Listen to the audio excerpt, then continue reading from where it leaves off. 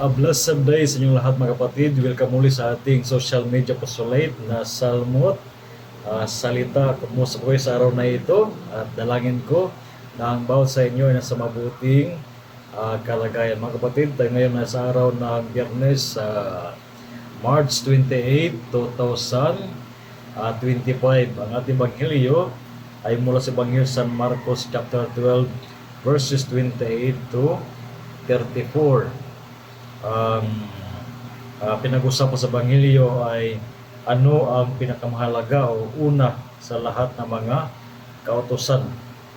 At ibinalik ni Jesus yung kautusan na noon pa sa lumang tipan, yung Shema o Israel, Hear O Israel, makinig, isa ang Diyos, isa ang Panginoong Diyos, at mahalin mo ng buong puso, ng buong kaluluwa, at ng buong pag-isip, at ng buong lakas. At ibigin mo ang iyong kapwa gaya ng iyong sarili. Napakahalaga mga kapatid na ipaalala sa atin ang napakahalagang sinasabi sa atin ng kautusan ng ating Panginoon.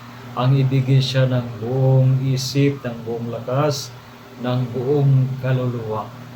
At naway sa kwarismang ito ay sinikap natin na isabuhay ang kautusan ng Panginoon, sapagkat sa magitan ng ating pagsabuhay sa kautusan na ito, tayo ay lalago sa ating panampalataya bilang mga Kristiyano.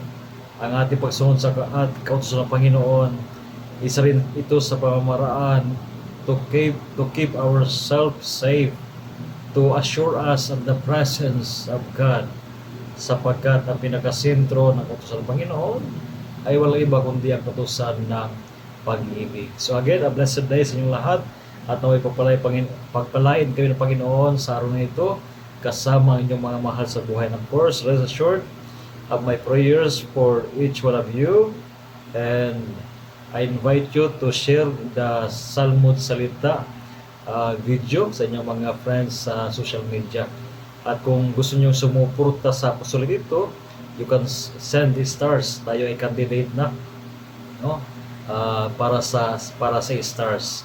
So God bless you all, and a blessed day once again.